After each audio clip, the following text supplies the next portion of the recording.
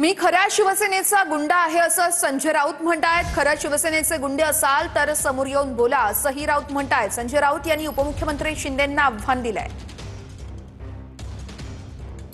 खरे शिवसेनेचे गुंड असाल तर समोर येऊन बोला असं थेट आव्हान संजय राऊत यांनी उपमुख्यमंत्री शिंदे यांना दिलेलं आहे। मी खऱ्या शिवसेनेचा गुंडा आहे असंही राऊत म्हणतायत।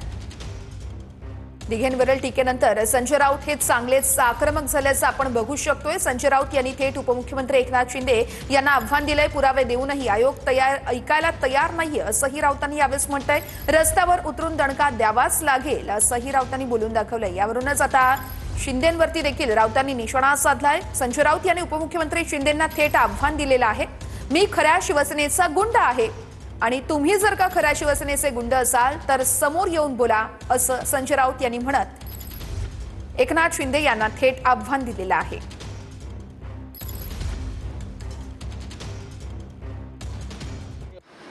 करो ना लड़ाई हमसे, फिर लड़ाई करो। ये पैसे की लड़ाई मत करो, सत्ता की लड़ाई मत करो। आप रियल शिवसेना के गुंडे हो, हाँ मैं गुंडा हूँ, तो गुंडे जैसा सामने आकर बात करो, समझा ना। हाँ, वो सत्ता के पीछे छुपकर, पुलिस के पीछे छुपकर मत बात करो।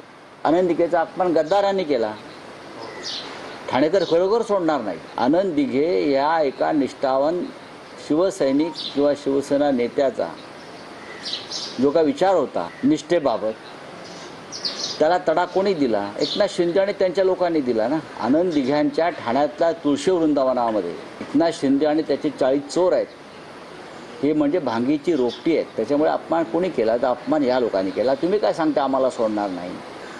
तुम्ही आम्हाला सांगताय सत्तेतून एक दिवस राजीनामा द्या आणि बाहेर या, मग सांगतो कोण कोणाला सोडतो।